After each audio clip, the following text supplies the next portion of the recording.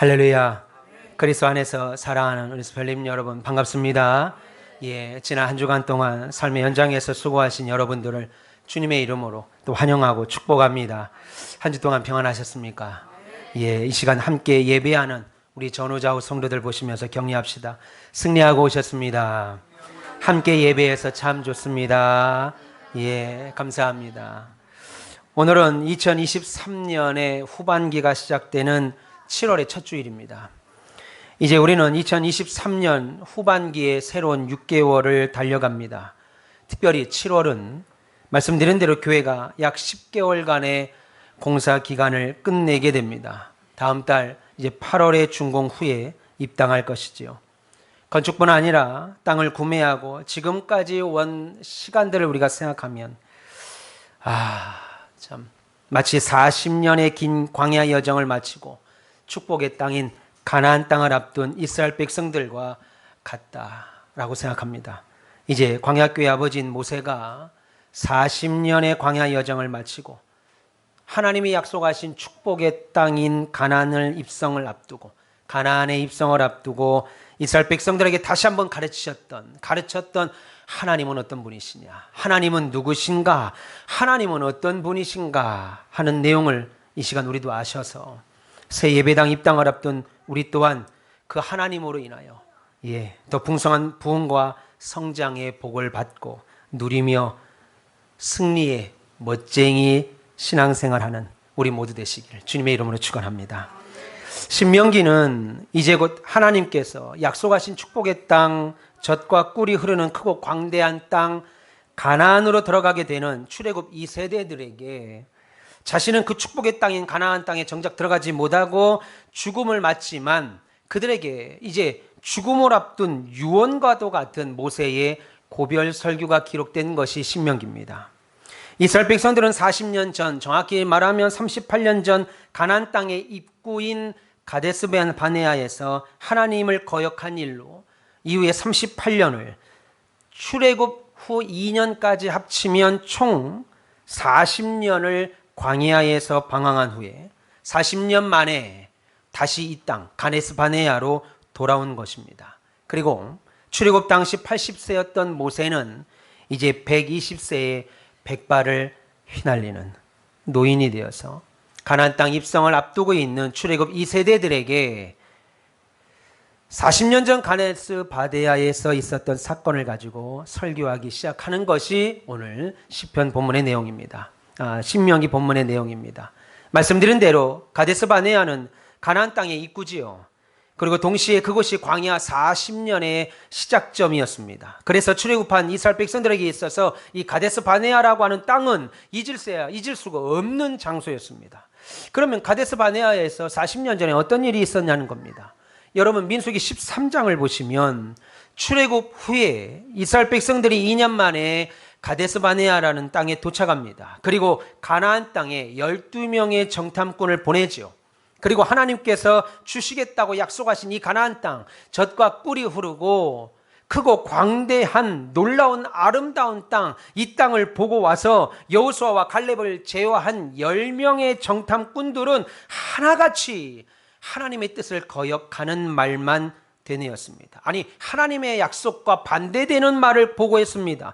그들이 한 말은 하나님의 약속을 믿는 믿음의 말도 아니었고 동시에 하나님이 우리들의 편이다, 아니 하나님은 우리들의 편이다 라고 하는 이런 생각하는 말도 아니었고 오히려 우리는 그 땅에 못 들어간다, 오히려 우리는 그 땅에 못 들어갈 뿐만 아니라 그들이 볼 때 우리는 메뚜기와 같은 자들이다, 우리는 이 광야에서 다 죽고 말 것이다, 하나님은 우리를 광야에서 다 죽이시려고 내 처와 내 아내 내 자녀들을 다 죽이시고 우리 가문을 다 망하게 하시려고 애굽에서 불러낸 것이다, 그러므로 우리 다시 애굽으로 돌아가자, 하나님 반대편에 선 말을 하게 됩니다. 민수기 14장 3절에 어찌하여 여호와가 우리를 그 땅으로 인도하여 칼에 쓰러지게 하는가, 우리 처자가 사로잡히리니 애굽으로 돌아가는 것이 낫지 아니하랴 라고 했습니다. 신명기 1장 26절과 27절에도 이렇게 말합니다. 너희가 올라가기를 원하지 아니하고 너희 하나님 여호와의 명령을 거역하여 장막 중에서 원망하여 이르기를 하나님이 우리를 미워하심으로 아모리 족속의 손에 우리를 넘겨 멸하시려고 우리를 애굽에서 인도하여 내셨도다라고 그들이 고백합니다. 물론 그들이 하나님을 거역하는 일은 이 땅 가데스 바네아에서만 있었던 것이 아니라 애굽에서 만나와 막 나와서 처음으로 만났던 홍해에서부터 시작해서 광야 40년간 수없이 반복했습니다. 출애굽기 16장 1절에는 마라의 씀을 앞에서 물이 없다고 원망했습니다. 그리고 그 물을 얻은 그들이 다시 3개월도 채 되지 않아서 이번에는 고기가 없다고, 고기가 먹고 싶다고 하나님을 원망합니다. 출애굽기 16장 3절에 이스라엘 자손이 그들에게 이르되 우리가 애굽 땅에서 고기가마 곁에 앉아 있을 때와 떡을 배불리 먹었던 때에 여호와의 손에 죽었더라면 좋을 것을 우리가 이 광야로 인도해서 이 회중이 온 회중이 굶어 죽게 하는도다 라고 했습니다. 여러분, 하나님은 이스라엘 백성들을 노예로나 팔려고, 혹은 광야에서 다 굶겨 죽이려고, 혹은 광야에 아모리 족속에게 칼로 인해서 멸망시키려고 이스라엘 백성들을 출애굽한 것이 아닙니다. 그런데도 그들은 계속 하나님의 반대편에 서서 무슨 일만 생기면, 어려운 일이 생기면, 문제가 생기면 계속해서 하나님의 반대편에 서서 하나님을 원망하기 시작했습니다. 우리들도 그러죠. 하나님께서 우리들을 고통스럽게 하려고, 혹은 망하게 하려고 우리에게 믿음과 직분 주시는 것이 아닙니다. 아, 내가 왜 예수를 믿어가지고, 아, 내가 왜 이 직분을 받아가지고, 예. 하나님이 우리를 괴롭게 하시는가? 아, 내가 권사만 아니면, 집사만 아니면, 내가 장로가 아니면, 심지어 내가 목사만 아니면, 아, 이렇게 고난 가운데 살지 않을 텐데, 아, 좀 편하게 내가 하고 싶은 거 누리고 먹고 마시고 그러게 좀 살고 싶은데. 여러분, 하나님이 우리를 고통스럽게 하고 우리를 망하게 하시려고 우리에게 직분과 믿음 주시는 것이 아닙니다. 우리에게 비전과 사명을 감당케 하려고 하시는 것이 아니라는 겁니다. 그런데 우리는 세상에서 믿음으로 살려고 할 때 어려움을 당하지요. 예, 신자는 세상이 우리를 사랑하지 않으니까, 우리가 세상을 사랑하지 않고 세상의 반대편에 서 있으니까 이 세상을 살아가려고 할 때, 믿음을 가지고 살아갈 때 당연히 어려움을 찾아옵니다. 믿음대로 살려고 하거나 사명을 감당하려 할 때 오는 어려움 앞에서 여전히 하나님이 계시다면 어쩌면 나한테 이러지? 하나님이 계시다면 어쩌면 우리 교회에, 어쩌면 우리 가정에, 어쩌면 우리 직장과 우리 사업터에, 우리 인생에, 내 자녀들에게 이럴 수 있지? 라고 하는 생각 들게 되지요. 이스라엘 백성들처럼 하나님이 내 아내와 내 자식들을 저 이방인 아모리 족속에게 넘길 것이라고 하는 생각. 그래서 내 생업이 안 되면 어떡하지? 어렵다고 하는데, 경제가 어렵다고 하고 금리는 높다고 하는데, 아, 내 가게가 망하면 어떡하지? 걱정하고, 아, 이러다가 망하는 거 아니야? 염려하는 생각. 목사인 저는 어떻게 했어요? 아, 내가 목회를 잘 할 수 있을까? 그래서 새로 지은 예배당에 가면 아, 부흥 안 되면 어쩌지? 이런 생각, 이런 걱정들이 막 든다고요. 그러나 이런 생각들은 모두 하나님을 거역하는 말과 행동들입니다. 하나님은 저와 여러분들을 망하게 하지 않습니다. 예레미야 선지자가 뭐라고 그럽니까? 하나님이 우리를 향한 본심은 우리가 고통 가운데 살고, 괴로움 가운데 살고, 우리가 가난하게 살고, 우리가 병 가운데 사는 것이 아니라고 말씀하십니다. 그런데 우리는 하나님을 오해하죠. 아니야, 우리 하나님은 나를 버렸어, 나를 괴롭히는 분이야. 예. 그래서 오늘 모세는 이제 40년의 광야 생활을 끝내고 하나님께서 약속하신 축복의 성취를 앞둔 그들에게 유언처럼, 나는 이제 함께 가지 못하지만, 나는 그래서 여기서 죽지만 너희들은 이래야 된다라고 신신당부하며 하는 설교에는 무엇이 들어있냐면, 하나님이 어떤 분이시냐, 너희들이 가서 어떤 복을 얻을 거야, 아, 너희들은 가면 어떻게 잘 될 거야, 우리 가은빛교회 이제 작년에 예배당을 크게 짓고 가서 예배당 입당을 하면 사람들이 몰려올 거야, 그래서 너희들은 재정도 풍성해질 거야, 이러이러한 사역을 할 거야, 아, 이렇게 말하지 아니하시고, 오늘 모세는 뭐라고 말하냐면, 너희들이 그 땅에 가게 되면 이러이러한 복을 받을 거야 라는 말이 아니라, 너희들이 그 땅에 가게 되거든, 너희들을 인도하신 하나님이 누구인가를 기억하라. 이러하신 하나님이 너희들을 지금까지 인도하셨다. 그래서 하나님이 어떤 분이신지를 이 시간 다시 설명하고 있습니다. 그 중에서도 모세는 오늘 본문을 통해서 하나님을 여러 내용들이 있는데 하나님이 우리에게 어떻게 하셨는가, 여러 40년 동안 여러 일들이 있었는데도 불구하고 하나님을 그 어떤 것보다도 우선하여 설명하는 것이 무엇이냐면, 하나님을 뭐라고 설명하냐면 우리보다 먼저 가시어서, 우리보다 먼저 그 길을 가셔서 우리의 필요를 채우시는 하나님으로 설명하고 있습니다. 우리가 해야 될 일인데, 내가 다 뒤치작거리면서 해야 될 일인데, 아니, 하나님은 너희보다 먼저 가셔서 우리의 필요를 채우시는 하나님으로 가르치고 있습니다. 본문 30절 보시면, 너희보다 먼저 가시는 너희의 하나님 여호와께서 애굽에서 너희를 위하여 너희 목전에서 모든 일을 행하신 것 같이, 애굽에서 너희에게 모든 일을 미리 행하신 것 같이 이제 너희를 위하여 싸우실 것이다. 너희들이 가나안 땅에 가거든 하나님이 너희들이 가나안 땅에 가서 해야 될 수많은 일들이 있지. 거기에 있었던 호전적인 전쟁을 좋아하는 그 가나안 민족들을 싸울 텐데, 너희들이 싸우는 것이 아니라 하나님이 미리 가셔서 너희를 대신하여 싸우실 것이다, 그렇게 말하죠. 그리고 본문 33절에도 또 말합니다. 그는 너희보다 먼저 그 길을 가시며 장막 칠 곳을 찾으시고 밤에는 불로 낮에는 구름으로 너희가 갈 길을 지시하신 자이시니라 라고 말했습니다. 다시 말해, 우리 하나님은 우리보다 훨씬 먼저 가셔서, 우리보다 훨씬 먼저 가셔서 우리를 위하여 계획하시고, 우리 가정을 위하여 계획하시고, 우리 자녀들이 앞으로 살아가야 일보다도 더 먼저 가셔서 우리 자녀들의 앞날을 계획하시고 우리들을 좋은 곳으로 인도하시는 하나님이시라는 겁니다. 모세가 그것을 출애굽을, 이제 가나안을 입성을 앞둔 출애굽 2세대들에게 매우 강력하게 말하고 있습니다. 여러분, 구약 성경에서 하나님께서 자신에 대하여 우리에게 알려주시는 아주 중요한 사실 하나는, 하나님은 우리보다 앞서 행하시는 분이시다, 하나님은 우리보다 앞서 행하시는 하나님이시다 라고 하는 겁니다. 여러분, 믿음의 조상 아브라함도 이렇게 나보다 먼저 나가셔서, 나보다 먼저 가셔서 준비하시는 하나님을 알고 있었습니다. 그래서 늙은 종에게 자기의 아들 이삭의 신부감을 구해오라며 밧단 아람으로 보내면서 하는 말에도 우리보다 먼저 행하시는 이가 하나님이시다 라고 하는 믿음이 잘 드러납니다. 창세기 24장 7절에 하늘의 하나님 여호와께서 나를 내 아버지의 집과 내 고향 땅에서 떠나게 하시고 내게 말씀하시며 내게 맹세하여 이르시기를 이 땅을 네 씨에게 주리라 하셨으니 그가 그 천사를 너보다 앞서 보내실지라 네가 거기서 내 아들을 위하여 아내를 만나게 될 것이라 라고 말했습니다. 자기 아들의 신부감을 구해오라고 보내는 종에게 어떻게 할까요? 내가 누구를 만날까요? 어떻게 신부감을 찾아올까요? 걱정하지 마라. 우리 하나님께서 너보다 먼저 가시어 내 아들의 신부감을 준비하실 것이다.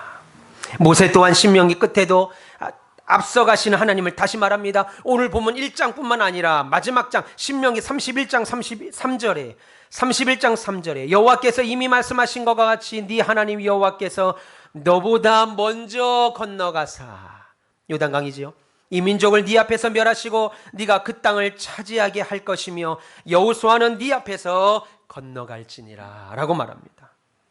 다윗 역시 그랬습니다. 블레셋과 싸울 때 하나님을 나보다 먼저 가시는 분이라고 고백했습니다. 여러분, 역대상 14장 15절에 뽕나무 꼭대기에서 걸음 걷는 소리가 들리거든 곧 나와서 싸워라. 이해될 수 없는 말이죠. 뽕나무 꼭대기에서 소리가 들린다. 블레셋이 지금 쳐들어왔는데 다윗이 말하기를 뽕나무 꼭대기에서 소리가 들린다 이겁니다. 그러면 전쟁을 일으켜라, 나가 싸워라, 블레셋과 싸워라. 왜? 그것은, 그 신호는 하나님께서 우리보다 앞서 나가서 블레셋 사람들의 군대를 칠 것이다 라고 말했습니다. 그러니까 다윗은 뭐라고 그래요? 전쟁이 일어나니까 사람들이 두려워할 때 뭐라고 그럽니까? 전쟁은 하나님께 속한 것이다, 하나님이 하신다 이겁니다. 그뿐 아닙니다. 사무엘상 7장에도 보시면 블레셋이 이스라엘을 침공하려 할 때 사무엘 선지자가 백성들에게 모두 전보를 칩니다. 미스바 광장으로 모여라, 이 일을 위하여 우리가 기도하리라 라고 하니까 모든 사람들이 미스바 광야로 모여서 하나님 우리를 살려주십시오 기도하기 시작합니다. 그런데 블레셋이 이 모습을 보고 기가 차합니다. 야, 저것들 바보 아니냐? 우리가 쳐들어간다는 걸 알았으면 이제는 전쟁 준비를 하고 건장한 남자들은 칼을 들고 창을 들어야 할 시기에, 아니 이스라엘 백성들이 다 미스바 광야의 광장에 모였으니 야, 이거 미스바 광장만 치면 우리 전쟁은 쉽게 이기겠다, 이렇게 하고 블레셋이 쳐들어옵니다. 그러자 사무엘과 이스라엘 백성들이 미스바에서 하나님이여 도와주시옵소서 기도하니까 하나님이 어땠습니까? 그들에게 하나님이 미리 앞서가시어 블레셋 군대에게 우레 내려서 블레셋을 완전히 전멸하는 승리의 역사를 허락하셨습니다. 여러분, 이렇게 성경은 우리에게 뭐라고 말씀하시냐면 하나님은 우리보다 항상 앞서가시어 우리의 앞날을 인도하시고 보호하시는 분이라고 말합니다. 여러분, 우리보다 먼저 가신 하나님을 우리가 이해하기 어렵습니까? 그러면 한번 생각해 보세요. 여러분들에게 지금 걸음마하는 어린 자녀가 있다고 생각해 보세요. 어린 손자, 손녀들가 있다고 생각해 보세요. 이제 막 일어나서 아장아장 걸으려고 합니다. 그러면 여러분들은 어찌 하겠습니까? 어린아이 뒤에 딱 서서 그래 걸어봐라, 걸어봐라, 어떻게 걷는가 좀 보자 하겠습니까? 아니죠?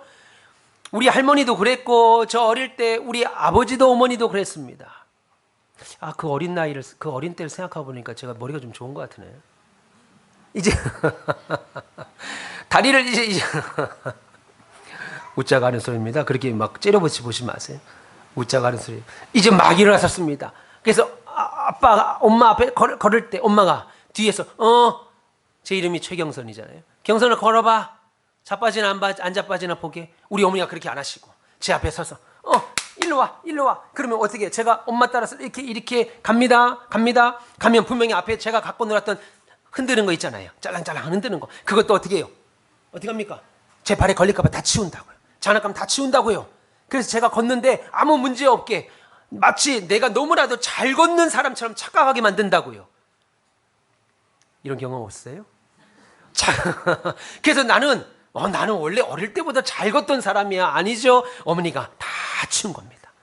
거기에 문지방으로 막 가려고 그럽니다. 제가 눈치 없이. 분명히 문지방 가면 걸려 자빠질 텐데. 그러면 경선아, 여기야, 이쪽이야, 그쪽 아니야, 이쪽이야, 이쪽이야. 그래서 문지방으로 걸려가지 않도록 다른 길로 가게 만들잖아요. 그게 우리 하나님이시라는 겁니다.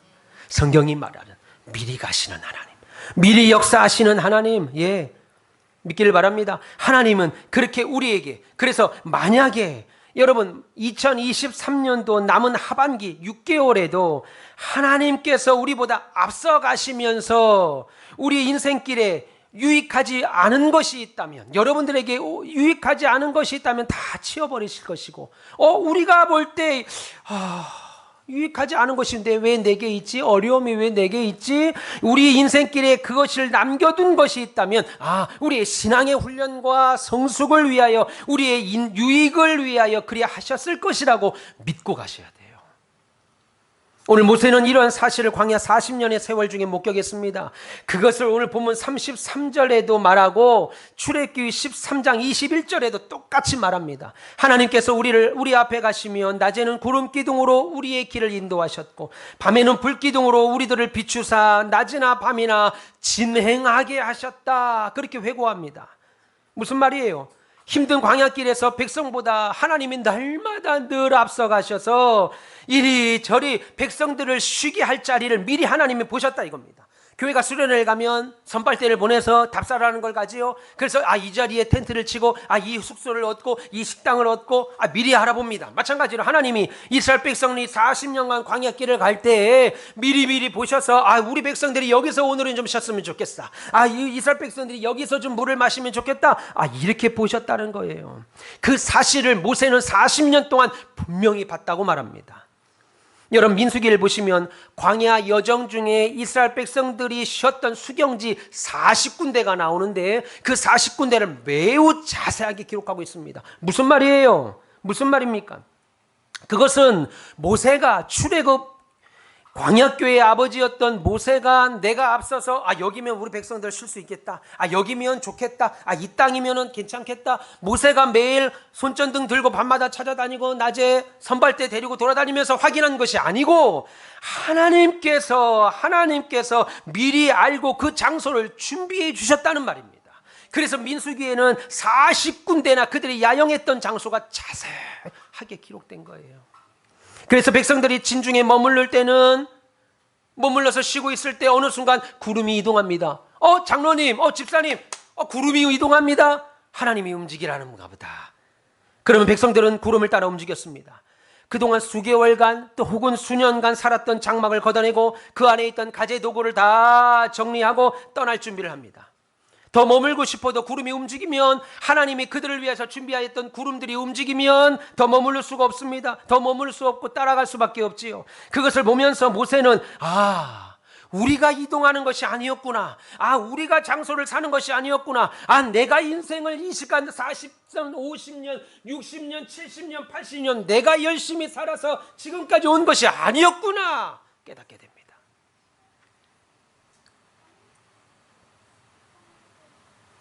이제 조금 있으면 저도 50인데 만 나이가 돼가지고 나이가 훅 줄어버렸어요. 좋은 시대 삽니다. 나이가 줄어버렸습니다. 내가 이 시간까지 내 노력해서 내가 열심히 공부해서 내가 성실하게 일해서 지금까지 사는 게 아니었구나. 하나님이, 모세가 그걸 깨달은 겁니다. 구름기둥이 움직이면 백성이 따라 움직이고, 구름기둥이 딱 서는 곳에 보니까 하나님이 예비하신 너무 좋은 땅에 딱 서게 된 겁니다. 그것을 보면서 모세는, 하나님은 우리보다 먼저 가셔서 장막 칠 곳을 미리 찾으시고, 밤에는 우리들이 사막의 추워서 죽지 않도록 불기둥으로, 낮에는 사막의 뜨거움으로 고통받지 않고 지치지 않고 탈수증 걸리지 않고 시원하게 지내도록 낮에는 구름기둥으로 우리를 보호하신 분이 하나님이시구나 깨달은 거죠.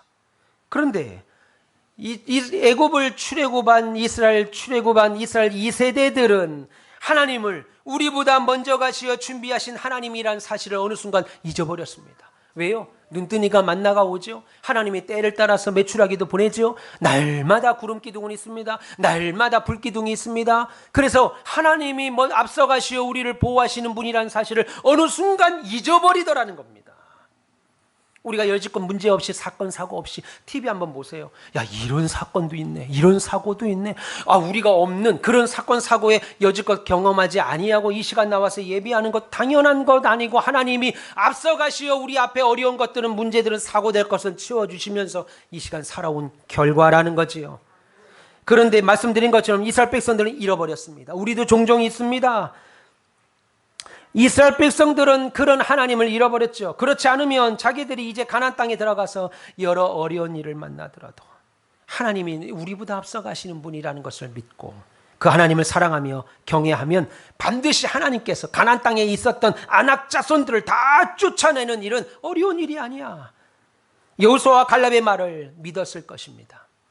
그런데 40년 전 하나님이 주시겠다고 약속한 이 가나안 땅을 정탐하고 돌아온 그들의 말을 듣고 하나님의 말씀을, 약속을 믿지 아니하고 오히려 두려워하며, 그래서 결국 광야에서 다 죽어버린 출애굽 1세대들은 젖과 꿀이 흐르는 땅에 들어가는 것은 하나님 말씀에 순종함으로 들어간다는 것을 믿은 것이 아니고, 우리도 아낙 자손들처럼 힘이 있어야지. 세상을 사는 것은 하나님의 말씀으로 사는 것 아니고, 세상을 살려면 떡이 있어야지, 돈이 있어야지 라고 생각한 것입니다. 그래서 그 땅을 탐지하고 와서는 가나안 사람들은 우리보다 무력으로도 강하고 그곳 백성들은 네피림 장대한 거인들인데 우리는 그런 조건들이 없잖아. 우리는 무기도 없잖아. 철병거도 없잖아. 말도 없잖아. 우리는 창도 없잖아. 우리들은 그런 네피림 같은 큰 장신도 없잖아. 그런 조건 없으니까 우리가 가진 조건으로는, 하나님 믿는 그 신앙 하나 가지고는 절대 가나안 땅에 못 들어간다. 그리고 그 복은 못 이룬다. 우리는 들어가면 다 죽는다. 다 망한다. 가나안의 백성들에게 다 잡혀 죽힌다 라고 말한 거고 본 것입니다. 그러나 우리가 기억할 것은 젖과 꿀이 흐르는 땅은 이스라엘 백성의 노력이나 이스라엘 백성들이 가지고 있는 조건이나 자격으로 차지하는 땅이 아니요, 하나님께서 주시기로 약속한 땅, 하나님께서 주시기로 하면 차지할 수 있는 땅, 하나님이 약속을 신뢰하면, 그들이 하나님의 약속을 신뢰하기만 하면, 하나님의 통치 안에 있기만 하면 얻을 수 있는 땅이었습니다. 하나님은 한 구절도 너희들이 이러해서 내가 그 땅을 주는 것이야, 너희들이 200만 명이 넘는 백성이니까 내가 가나안 땅을 주는 것이야 라고 말하지 아니하고, 너희들이 내 말을 듣고 청종하면, 너희들이 나를 믿고 따르면 그 땅을 너희에게 은혜로 값없이 주겠노라 라고 약속하신 땅이었습니다. 마찬가지로 우리 교회의 부흥이나, 우리 교회의 부흥은 하나님의 손에 달려 있습니다. 여러분, 제가 예를 들어서 설교를 잘 했습니다. 제가 행정도 잘 합니다. 교육도 잘 했습니다. 그래서 사람이 많이 왔습니다. 그것은 여러분, 어찌 말하면, 엄밀히 말하면 부흥이 아닙니다. 그냥 숫자가 늘어난 거죠. 부흥은 성령으로, 하나님의 은혜로 하나님이 하셔야 돼요. 하나님이 하셔서 저의 연약한 모습은 하나님의 능력으로 감추고, 여러분의 부족한 모습들은 하나님의 능력으로 메꾸어지고, 오롯이 하나님의 영광만 드러나는 것, 그것이 하나님 앞에 참된 부흥이죠. 그럴 때 3,000명씩 5,000명씩 회개하고 돌아와 세례를 받는 역사가 일어나는 줄 믿습니다. 여러분, 우리 교회 부흥이나 여러분들의 사명 감당이나, 그리고 우리와 우리 생업이 받을 모든 축복도 우리의 자격이나 노력이나 우리가 가진 어떤 것으로 할 수 있는 것들이 아니라 오로지 하나님을 믿을 때, 하나님이 그 길을 열어줄 때 가능한 겁니다. 그래서 신자들에게 있어서 늘 확인하셔야 될 것은, 내가 가진 믿음은 내 인생에서 언제나, 여러분이 갖고 있는 믿음이 있으시지요. 지난 세월, 오랜 세월 동안 믿었던 그 신앙 있으시지요. 그래서 여러분들이 여러분의 신앙을 돌아보고 믿음을 돌아볼 때, 내가 가지고 있는 이 믿음은 언제나 나보다 먼저 가시는 하나님을 변함없이 믿고 있는가, 언제나 나보다 먼저 가시어 나에게 좋은 것을 주시는 하나님이라고 여전히 인정하고 있는가 하는 것입니다. 그것을 날마다 확인하셔야 돼요. 날마다 여러분 스스로에게 물어보셔야 돼요. 문제가 생길 때는 하나님을 버리고, 뭐 예수 믿는 게 있다, 있어, 이렇게 말하고, 뭔가 잘 됩니다. 세상에서 이유 없는 행복감을 주는 뭔가가 잘 됩니다. 야, 예수 믿으니까 다르구만. 이것이 아니라, 여러분이 어떤 상황에 처하더라도 내가 갖고 있는 이 믿음은 여전히 언제나 나보다 먼저 가시는 하나님을 인정하고 신뢰하고 믿고 있는가, 날마다 확인하셔야 돼요. 돌아보시길 바랍니다. 이것에 관하여 우리의 신앙과 믿음은, 나는 하나님을 잊어도 하나님은 절대로 나를 잊지 않는다 하는 것이고, 우리는 포기하는 일이 있어도 하나님은 여러분을 포기하지 아니하시고, 하나님은 우리 가온빛교회를 포기하지 않으신다고 확신하는 것이고, 그 결과 코로나 팬데믹에서도, 우리 노예에서도 시찰에서도 얼마나 많은 교회가 문을 닫았는지 모릅니다. 그런데 문을 닫는 것은커녕 새 예배당을 짓고 있고 입당을 앞두고 있습니다. 건물 하나 짓는 걸 말하는 것이 아닙니다. 하나님께서 믿음으로 살려고 하는 자들 앞에 믿음의 화답을 하셨다는 거예요. 여러분, 이런 하나님을 베드로는 알았기에 예수님을 3번이나 모른다고 부인하고 저주까지 했으면서도 결국 통곡하며 회개의 눈물로 예수님께 돌아올 수 있었습니다. 우리 예수님은 용서하시는 분, 우리 하나님은 언제나 나를 사랑하시는 분. 그런데 반면 하나님을 몰랐던, 예수님을 몰랐던 가룟 유다는 예수님을 배반한 자기의 죄를 죄책감으로, 주님은 나를 용서하지 않을 거야, 내가 봐도 나 같은 사람은 어찌 용서할 수 있겠어 라는 생각에, 예수님이 용서하시는 분이라는 생각을 믿지 않으니까 돌아올 수 없었고, 스스로 그 죄값을 치르려 자살을 했던 것입니다. 여러분, 분명 우리는 염려함으로 우리의 키를 한 자나 키울 수가 없습니다. 그러나 우리에게는 분명히 하나님이 계십니다. 그 하나님은 우리를 위하여 온천하를 만드셨고 운행하실 뿐 아니라 지금도 우리보다 먼저 가셔 해결하시는 분이라는 겁니다. 그래서 세상 사람들이 말하는, 살다 보면 뭐 잘 될 때도 있겠지, 악업니 꽉 깨물고 버티다 보면 언젠간 풀리겠지, 아닙니다. 우리는 하나님이 계시니까, 그 하나님이 우리를 붙드시니까, 여전히 우리와 함께 하시니까 우리는 된다, 우리는 반드시 하나님 앞에 축복을 받는다, 우리 문제를 해결하신다, 그 하나님 바라보고 가는 거죠. 그래서 신앙의 본질적인 싸움은요, 하나님이 세상에 어디에 있어, 같은 하나님을 믿을 거냐 안 믿을 거냐 하는 것이 아니라, 내 삶을 살다가 불쑥불쑥 내 속에서 올라오는 거 있죠. 야, 예수 믿어도 별거 없더라. 교회 가도 별거 없더라. 나를 믿어야지. 누굴 믿어 세상에. 나 믿어야지. 세상에 가족밖에 없지. 내가 배운 것밖에 없지. 내가 가진 것밖에 없지. 내 인생 노하우밖에 없지. 이런 내 속에서 불쑥불쑥 올라오는 것들이 있죠. 이런 것들과 싸워서 이기는 겁니다. 아니야. 아니지. 세상에 제일 어리석은 게 내 주먹을 믿으라는 말이지. 우리는 나를 믿는 게 아니고 내일 하루도 어찌할 수 없는 나를 믿는 것이 아니라 전능하신 하나님을 믿고 가야지. 그 하나님이 나를 붙드시지. 그 하나님이 우리 가정을 붙드시고 내 자녀들의 앞날을 붙드시지. 그 하나님 믿고 가야지. 이 생각과 날마다 싸우는 거죠. 그게 믿음의 성장입니다.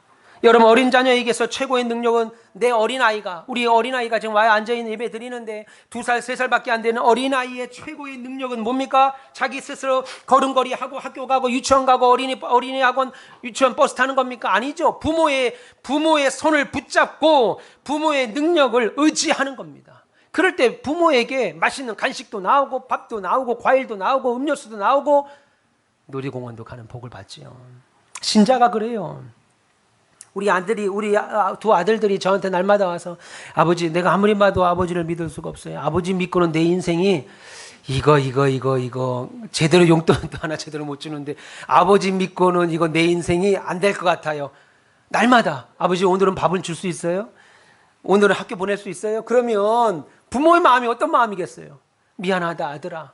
내가 참 못나서 너에게 밥 한 끼 밥 먹는 것도 늘 걱정하게 하고 학교 가는 것도 걱정하게 하는구나 라고 사죄합니까? 매 맞죠. 그날은 맞는 날이야. 부모를 뭘로 알고 네가 지금 그 걱정할 때야 공부나 해. 그런 표정들은 뭐예요? 저만 그렇게 생각하세요? 그런 걱정하지 말고 공부나 열심히 해. 신자가 그런 거예요. 하나님과 함께 있는 것이 최고의 능력이고 최고의 복입니다. 그래서 주님은 뭐라고 그래요? 이 세상의 모든 복 중에 최고의 복은 뭐라는 거예요? 하나님을 가까이 하는 것이 최고의 복이라고 말하잖아요. 내 복은 서울에 놀라운 수십억짜리 아파트에 사는 것이 복이 아니고 우리나라에 손꼽는 대기업에 입사하는 것이 복이 아니고 저 관악산 아래에 있는 명문 대학에 들어가는 것이 아니고 내 복은 하나님을 가까이 하는 것이 복이라고 말합니다. 그런데 신자들이 그것을 알면서도 아멘 아멘 하면서도 실제 세상에 나가면 흔들리죠. 하나님과 가까이 하는 것이 최고의 복입니다. 왜요? 하나님이 복의 근원이기 때문에 그렇죠. 그래서 복 대신 하나님과 함께 있고 그 하나님이 하나 있으며 그분을 신뢰하고 사는 것보다 우리에게 더 큰 복이 없다는 거예요. 믿기를 바랍니다. 여러분, 우주의 가장 큰 복을 붙잡고 계시면서 세상의 물질적인 복이나 세상의 건강이나 세상의 보상만 바라보는 것은 어리석인 거예요.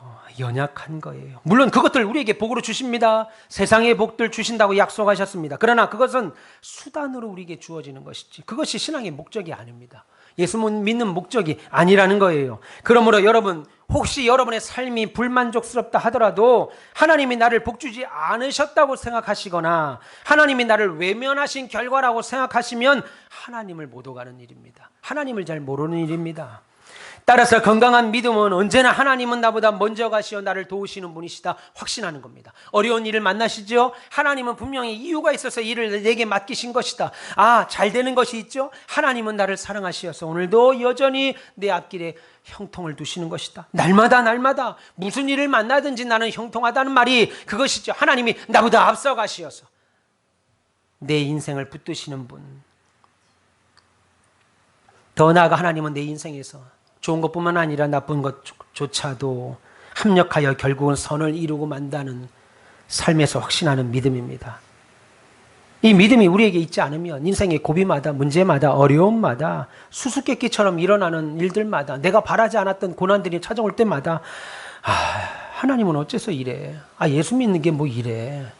내가 주를 위해서 예배도 드리고 주일 성수도 하고 11조도 드리고 헌금도 하는데 하나님은 왜 내게 이래? 라고 하는 탄식과 원망이 이스라엘 백성들처럼 나올 수밖에 없어요. 광야에서 날마다 만나를 먹고 메추라기를 먹고 구름 기둥과 불 기둥 안에 살고 성경에 보세요. 그들의 옷과 신발이 헤어지지 않았다고 말했습니다. 40년을 걸어서 병 하나 든 사람이 없었습니다.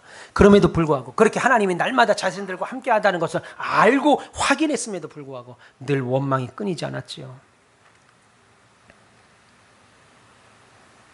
여러분, 이것이 믿어질 때 우리는 슬퍼할 때도 기쁨이 되고요. 초막이나 궁궐에서는 하나님을 찬송할 수 있습니다. 믿기를 바랍니다. 하나님은 우리보다 먼저 가시는 분입니다. 그래서 우리의 원수를 정복하시고 우리의 발걸음을 인도하시고 우리에게 먹을 것과 음식을 공급하시고 우리들의 미래를 보장하셨어요. 그 결과 지금 여러분들이 이 자리에 앉아 계신 거예요. 그러나 불행하게도 이스라엘 백성들은 광야 40년간 그들과 함께 하셨던 하나님을 기억하지 못했고, 하나님이야말로 우리의 왕이시고 하나님이야말로 그 어떤 것보다도 믿을 만한 인도자가 되지 못했다. 인도자가 되신다는 사실을 믿지 못했습니다. 그것을 바울은 고린도전서 10장 13절에 이렇게 고백합니다. 사람이 감당할 시험 밖에는 너희가 당한 것이 없으니 오직 하나님은 미쁘사 너희가 감당하지 못할 시험 당함을 허락하지 아니하시고 시험 당할 쯤에 너희 피할 길을 내사 너희로 능히 감당하게 하시느니라 라고 했습니다. 여러분 인생 살면서 내가 이거 어떻게 해결하지? 그런데 지금 돌아보면 다 해결하고 오셨죠. 하나님이 그때그때마다 피할 길을 주셨고 여러분에게 감당할 능력 주셔서 지금 보니까 해결된 것으로 본 겁니다. 아니 어떻게 그 일을 됐대? 아니 어떻게 그 일 해결됐대? 몰라. 그냥 시간 가다 보니까 뭐 어쩌다 됐어.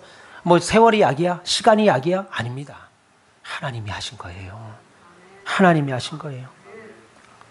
여러분 그렇다고 하나님이 감당할 시험만 주신다고 이스라엘 백성들을 40년 동안 고생시키며 가데스 바네아까지 오게 하신 것이 아닙니다. 아버지가 험한 길에서 사랑하는 딸과 아이를 팔에 안고 가듯이 이스라엘 백성들을 그리고 저와 여러분들을 품에 안고 여기까지 오셨다고 성경은 말합니다. 본문 31절 보세요. 광야에서도 너희가 당하였거니와 사람이 자기의 아들을 아는 것 같이 너희 하나님 여호와께서 너희가 걸어온 길에서 너희를 아느사 이곳까지 이르게 하셨느니라 라고 했습니다. 여러분 제가 예배당 건축하는 현장을 가다 보면은요, 낮에 이렇게 걸어서 가다 보면은요, 할머니들이 본인도 걷기가 좀 불편하신 할머니들이 아이들을 등에 업고 갑니다. 예. 제가 아들 같으면 어머니 아이 그냥 놔두세요. 걸어가게 하듯이 할게요. 놔두세요. 근데 할머니는 그게 기쁜 거예요. 이 아이를 어깨 등에 메고 그리고 걸어갑니다. 여러분 그런 것처럼 여러분 힘없는 할머니도 자기 자식 손녀를 손자를 위하여 그렇게 자기가 희생해서 품에 안고 업고 가려고 하시는데 우리의 전능하신 하나님은 여러분들을 고난 가운데 놔서 고생시키고 괴롭게 하시고 하는 것이 아니라 저와 여러분들을 품에 안으시고 지금까지 걸어오셨다고 말씀하는 거예요. 여러분 하나님이 그들을 안고 날마다 데려오지 않았으면 그 많은 사람이 200만 명이 넘는 사람들이 어떻게 메마르고 황량한 광야를 40년간 걸어올 수 있겠습니까? 우리가 인생의 가시밭을 나 혼자 걸어온 것 같지만 돌아보세요. 여러분이 나이 때까지 내가 여러 노력해서 수고해서 고생해서 산 것 같지만 돌아보세요. 하나님이 우리를 안고 여기까지 오신 것입니다. 사는데 지치고 의욕도 다 사라져서 추스를 힘조차 없을 때 하나님은 우리의 마음을 다독이고 다시 교회 나가게 하십니다. 여러분 예수 믿으면서 예수를 몇 년 믿은지 모르지만 10년, 20년, 30년 그 이상의 세월을 믿을 때 매주 기뻤습니까? 매주 감사했습니까? 기도할 때마다 기쁨의 눈물이 흘리고 기도할 때마다 힘이 불끈불끈 솟았습니까? 아니잖아요. 예수 믿으면 시험도 왔었고 예수 믿으면 낙심도 있고 때로는 교회 가기 싫다. 예수 좀 그만 믿었으면 좋겠다. 헌금을 드리면서도 때로는 월세도 내고 카드값도 내야 되고 대출금도 갚아야 되는데 내가 이거 11조 안 하면 좋겠다. 그런 생각 없었습니까? 그럼에도 불구하고 하나님은 여전히 우리에게 믿음 주셔서 지금 이 시간까지 달려오게 하신 거예요. 도닥여 주신 거예요. 정말 신기하게도 부담되고 감당할 수 없는 일도 해결해 주시지 않으셨냐는 거예요. 돕는 손길 보내주셨고 무거운 짐 내려놓은 듯 마음이 홀가분해질 때도 있었습니다. 우리의 다리에 힘이 풀리고 맥이 빠질 때 하나님 우리를 안고 그 길을 걸어가셨어요. 믿기를 바랍니다. 그러므로 광야 40년은 이스라엘 백성들에게 저주가 아니고 그들을 광야에 버린 것이 아니고 구원하신 하나님, 그 하나님께 구원을 받고 있었던 과정이라고 봅니다. 애굽에 400년간 살았던 그 잔재를 다 뽑아내고 하나님 백성으로 사는 거룩한 법을 배우며 강한 민족으로 새롭게 되는 과정이었죠. 광야와 같은 우리 삶에도 하나님 우리를 주님의 자녀로 훈련하는 줄 믿습니다. 우리가 쉴 만한 장소도 미리 찾아 놓으시고 살 집도 준비하시고 입학할 학교도 예비하시고 직장도 준비하시고 배우자도 준비하시고 우리에게 이 모든 것이 있어야 할 줄 아버지께서 이미 다 아신다고 하셨으니까 우리에게 필요한 모든 것 하나님이 다 주셨습니다. 저는 살면서 단 한 번도 하나님 이거 주세요, 저거 주세요, 이거 주세요 해서 제가 입고 누리고 먹고 마셨던 것이 없었습니다. 다 하나님이 알아서 주셨습니다. 하나님의 나라와 그의 일을 구하니까 나머지 우리에게 무엇을 먹고 마실까 입을까는 하나님이 때에 맞춰서 주셨어요. 우리가 그렇게 살아왔습니다. 하나님이 얼마나 정교하게 우리 인생을 준비하시고 예비하시고 이끌어 가시는지 신앙생활 해오시면서 다 확인하셨잖아요. 우리 교회도 제가 힘들게 목회하다가 더 이상 못 가겠다. 야, 코로나가 웬 말이냐. 예배를 다 폐쇄하고 공무원들이 매 주일마다 교회 와서 예배하지 마세요. 가까이 앉지 마세요. 더 이상 갈 수 없다고 포기하고 교인들이 떠날 때 코로나의 신앙이 후두두두두 쓰러질 때 하나님은 우리를 이곳으로 데려오셨습니다. 그리고 세상의 재앙이라고 하는 코로나 팬데믹 시절에 난데없이 여기에 건축하면 참 좋겠다. 하나님이 제게 비전 주셔서 이루다 말할 수 없습니다. 건축하게 하셨습니다. 여러분 생각해 보세요. 코로나 시국에 무슨 건축입니까? 제가 우리 시찰과 우리 노예 목사님께 우리 교회가 이번에 땅을 계약했습니다. 그러니까 하나님 하나같이 목사님들이 잘하셨어요. 참 잘하셨어요. 한 분도 안 계셨습니다. 미쳤네. 미쳤어. 심지어 돌아오는 제 귀에는 최 목사가 좀 미쳤다는 거예요. 코로나 안 걸린 것 같은데 코로나 걸린 사람보다 더 미친 것 같다 이겁니다. 백신 안 맞은 것 같다 이겁니다. 지금 때가 어느 때인데 예배당을 짓는다고 미쳤다 이겁니다. 저 교회 망한다 이겁니다. 문 닫는다 이겁니다. 지금 교인들 다 빠져나가고 있는 시대에 코로나라고 교회 안 나오는 시대에 예배당은 미쳤다 이겁니다. 예배당 1, 2만 원으로 집니까? 1, 2천만 원으로 집니까? 1, 2억으로 됩니까? 안 된다 이겁니다. 그럼 어느 순간 제 전화를 다 안 받아요. 왜 안 받겠어요? 왜 안 받지? 목사님 돈 있으신가요? 안 받는다 이겁니다. 전화를 안 받아요. 받는 건 돈 없는 제 동기들이나 받아. 어떻게 잘 되고 있나? 네.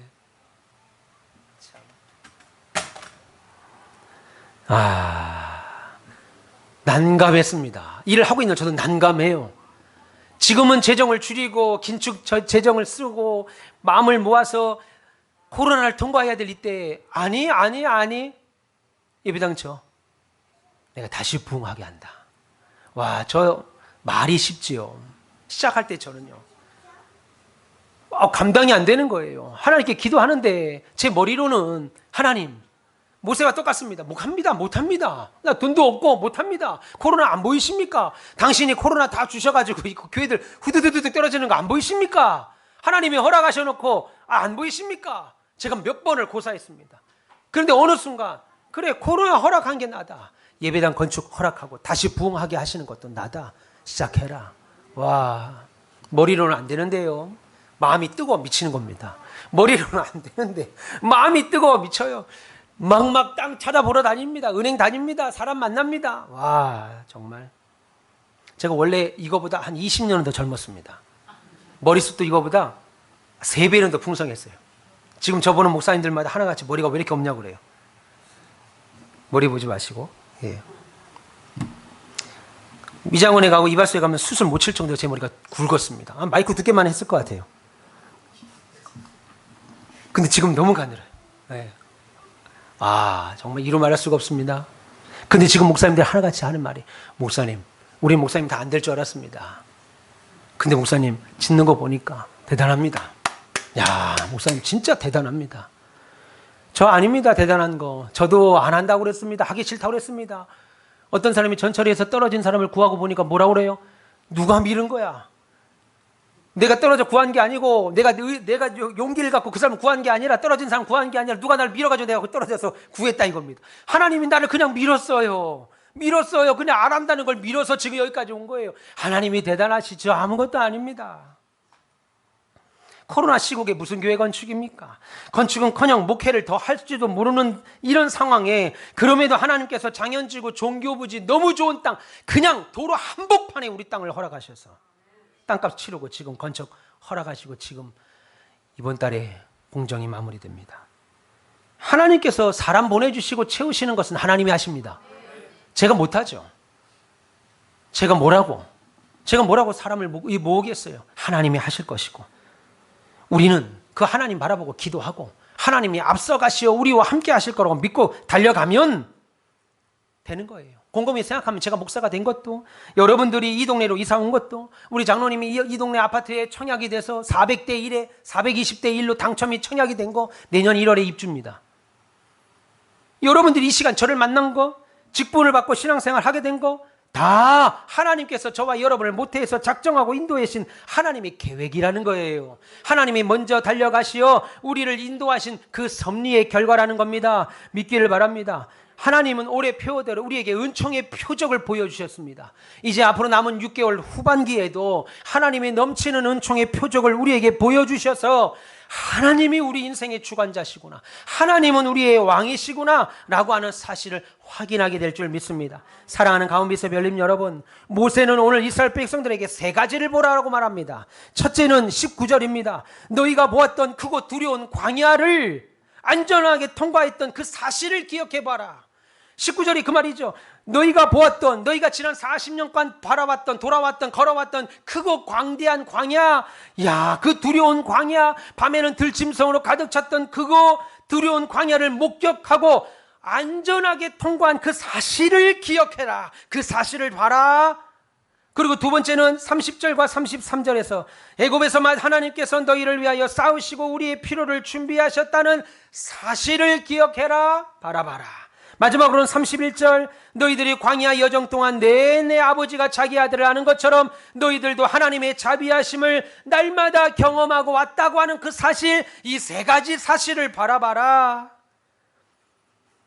그 광야를 안전하게 통과한 거 40년 동안 그 사실 바라보고, 가나안 땅에 들어가서도 하나님이 여전히 너희에 앞서가서 싸우실 것을 바라보고, 지난 시절 하나님이 너희를 끌어안고 품에 안고 달려오게 하신 그 자비하신 하나님, 그 사실을 바라보라. 하나님은 절대 이스라엘 백성들을 홀로 가지 아니하시고 함께 가셨습니다. 우리의 미래의 크고 작은 문제들은, 그 문제들에 대한 두려움과 불안은 우리로 하여금 새로운 땅, 새로운 축복을 다가갈 수 없게 만듭니다. 여러분, 이제 곧 우리 교회가 입당을 합니다. 이제 작년에서의 새로운 사명을 갖고 코로나 팬데믹 3년의 여파를 끝내고 이제 새롭게 시작하는 우리 가온빛교회에게 하나님이 주시는 놀라운 비전들이 있고 사명들이 있고, 그것을 위해서 저와 사모가 준비하고 있고 여러분들이 준비하고 있고, 그것을 위하여 우리 다다음 주 2주 후에 장로 피택을 위한 공동의회를 합니다. 그리고 권사 피택을 위한 공동의회를 합니다. 하나님은 여기까지 우리를 인도하셨습니다. 아니, 미리 가보셔서, 미리 보셔서 우리를 역사하셨습니다. 지난 세월 얼마나 많은 눈물이 있었고 기도가 있었는지 아시라고 믿습니다. 여러분, 위험만 바라보고 하나님의 동행하심과 능력 믿지 못한 두려움은 우리의 삶에서 벗어버리시고 여전히 우리와 앞서가셔서 우리를 인도하신 하나님 바라보시면서 이제 2023년 후반기를 시작하는 7월 첫 주일에 남은 후반기에도 믿음으로 승리하시며 더욱 하나님께 영광 돌리는 강력한 믿음을 소유하신 하나님 백성 다 되시기를 주님의 이름으로 축원합니다. 기도하겠습니다. 하나님 감사합니다. 사랑하는 주님, 하나님은 언제나 우리보다 앞서가시어서 그 일들을 다 행하신 분이심을